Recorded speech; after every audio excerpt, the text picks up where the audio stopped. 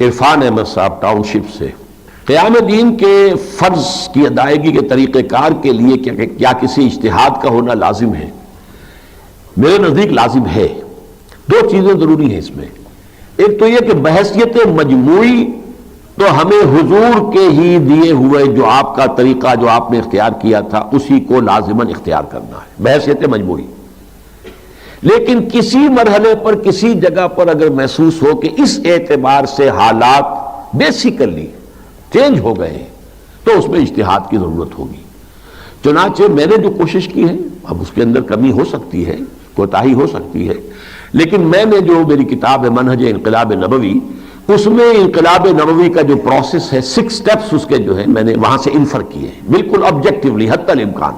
اگرچہ کہا جاتا ہے کہ ایبسولوٹ آبجیکٹیوٹی از امپاسبل، لیکن بہرحال انسان اپنی سی کوشش کرتا ہے۔ تو خالص آبجیکٹیولی میں نے اس میں سے حضور کے 6 سٹیپس، ابھی آج تو میں نے صرف 2 کا ذکر کیا نا، کہ ایک مدنی دور تھا جس میں کہ یہ حکم تھا کہ ہاتھ جو ہے بندے رکھو، اور ایک مکی دور تھا، اور ایک مدنی دور ہے جس میں آیا بدلا لو، آؤ آگے بڑھو، قاتلوا فی سبیل اللہ الذین یقاتلونکم۔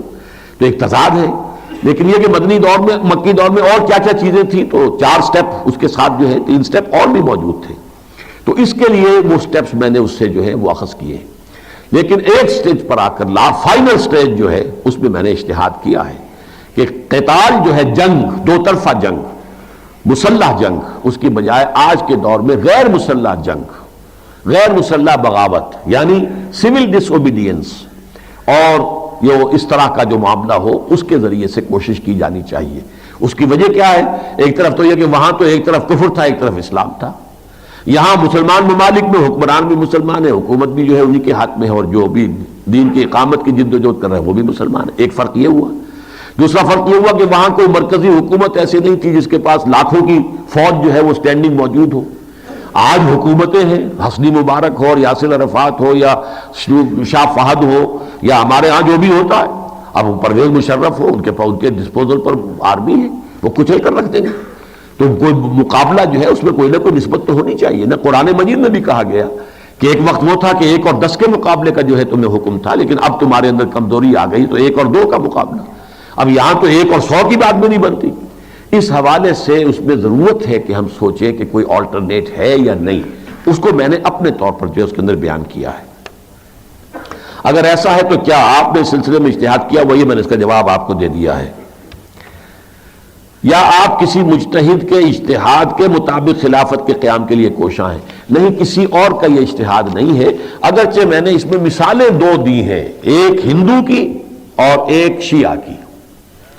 گاندھی نے اس صدی میں یہ نان وائلنٹ نان کوآپریشن، انگریز سے جب آزادی کی تحریک شروع کی ہے تو پہلا سٹیپ یہ تھا نان وائلنٹ نان کوآپریشن، پھر نان وائلنٹ سول ڈس اوبیڈینس۔ اس سے اگلا مرحلہ اس لیے نہیں آیا کہ دوسری جنگ عظیم چھڑ گئی اور اس کے بعد جو ہے صورت ایسی بن گئی تھی کہ انگریز کو اپنا بستر یہاں سے گول کرنا ہی تھا، لازماً جانا تھا، لہذا ہمیں انگریز سے نجات حاصل کرنے کے لیے کوئی جانوں کی قربانی نہیں دینی پڑی۔ وہ تو ہندو مسلمانوں نے ایک دوسرے کو کاٹا ہے، وہ دوسری بات ہے بالکل، لیکن انگریز تو گیا ہے ٹھنڈے ٹھنڈے یہاں سے۔ لیکن دوسری مثال ہے پھر جو کہ خمینی صاحب کی، آیت اللہ خمینی کی، وہاں تیسری سٹیج بھی آ گئی، اور وہ کیا ہے؟ ان آرمڈ ریوولٹ، غیر مسلح بغاوت۔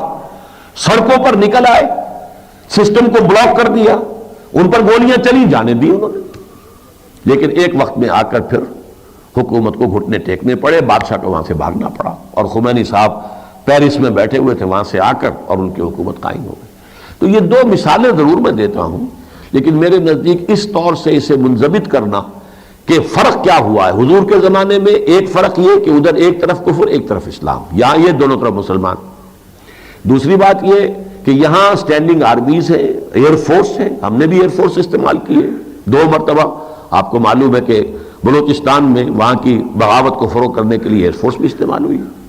صوفی محمد صاحب کی تحریک جو چل رہی تھی اس میں ہیلی کاپٹر سے فائرنگ والا مرحلہ تو آ ہی گیا تھا۔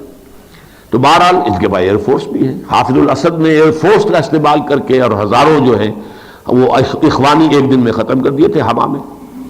اس حوالے سے ان ایکول مقابلہ، جبکہ وہاں کوئی ایسی فوج نہیں تھی، والنٹیئرز تھے، 1000 ادھر سے آئے تھے، ادھر سے 313 تھے، 1 اور 3 کا ہی مقابلہ تھا نا۔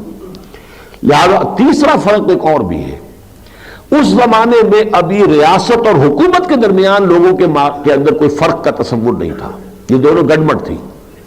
حکومت کے خلاف کھڑے ہو گئے تو گویا کہ آپ ریاست کے باغی ہو گئے، جیسے کہ حضرت حسین ظاہر بات ہے رضی اللہ تعالیٰ عنہ ریاست اسلامی کے خلاف تو نہیں اٹھے تھے، وہ یزید کی حکومت کے خلاف اٹھے تھے، لیکن انہیں باغی قرار دیا گیا اور باغی قرار دے کر واجب القتل قرار دے دیا گیا۔ ظاہر بات ہے قتل کرنے والے کون تھے؟ شہید کرنے والے کلمہ گوئی تھے نا۔ اور آپ کو معلوم ہونا چاہیے کہ عمرو بن سعد جو ہے، جو سب سے زیادہ شقی جو ہے اس معاملے میں حادثہ فاجعہ کربلا میں، وہ کس کا بیٹا ہے؟ سعد بن ابی وقاص، جو یکے عشرہ مبشرہ ہیں، فاتح ایران ہیں، حضور کے شاید ماموں بھی لگتے ہیں، اور وہی شخص جن کے لیے حضور نے فرمایا تھا کہ اے سعد تیر چلاتے رہو، بے ابی انت و امی، تم پر میرے ماں باپ قربان ہو۔ یہ الفاظ تو صرف سعد بن ابی وقاص کے لیے حضور نے استعمال کیے۔ غزوہ احد میں جب وہ تیر چلا رہے تھے اور جو لوگ ڈرگا کر کے آ رہے تھے حضور کے اوپر حملہ کرنے کے لیے، حضور کو قتل کرنے کے لیے، تو آپ نے کہا اس کا بیٹا ہے یہ عمرو بن سعد۔ اس حوالے سے چونکہ اس وقت یہ کنفیوژن تھا کہ ریاست ہے حکومت کی دو چیزیں نہیں ایک ہی ہے۔ اب یہ ہے کہ آپ کو معلوم ہے، تصور یہ ہے کہ حکومت کو بنانا گرانا یہ تو شہریوں کا حق ہے، بنائیں ووٹوں کے ذریعے بنائیں اور گرائیں ووٹوں کے ذریعے گرائیں یا اجتہاد کے ذریعے گرائیں، اس دے رائٹ، یہ سول رائٹ ہے ان کا۔ ریاست کے ہم جو ہے ہم وفادار ہیں، حکومت کے وفادار نہیں۔ تو اس حوالے سے صورتحال بھی بدل گئی ہے، جس کے نتیجے میں اب یہ سول ڈس اوبیڈینس اور یہ غیر مسلح بغاوت کی شکل جو ہے ممکن ہے۔